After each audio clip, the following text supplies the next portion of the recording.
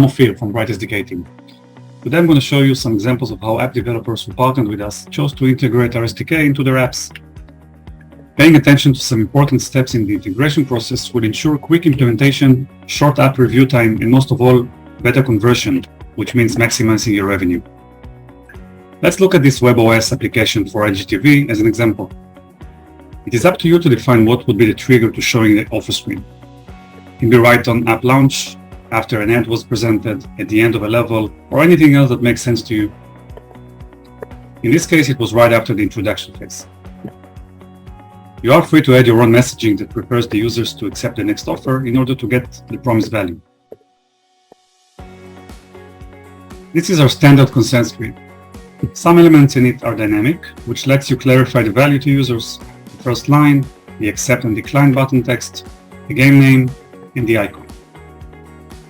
In fact, you can even design your own custom consent screens to match your app look and feel. It should only include some important text we include in our guides. The value you offer your user in exchange for their consent to Bright SDK offer is completely your decision.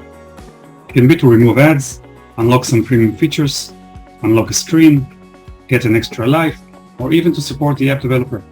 Anything that makes sense to you and fits the app flow can work.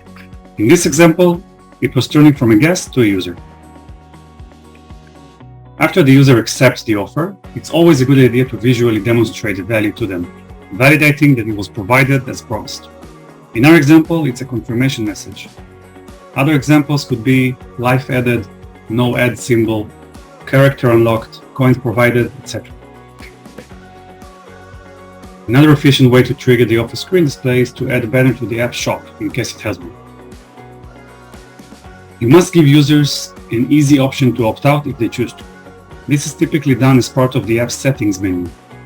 Note that our integration guidelines define clearly what this screen must include: the web indexing title, a value text, learn more or QR code that leads to Bright SDK information page.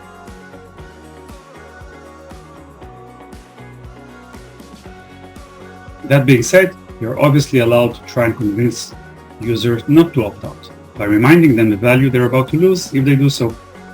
You could even suggest an extra value in case they remain opted in. Note that once users opt out, the web indexing should indicate clearly that it's off. When they choose to opt back in, they must give their consent again. Important note here, we always speak to users in terms of value, either get or lose, and refrain from using the terms opt-in, opt-out, which don't mean too much to regular users anyway. Thanks for watching. I hope that was helpful for you, and I'm welcoming you to find some useful links here below the video and contact us with any other question you may have.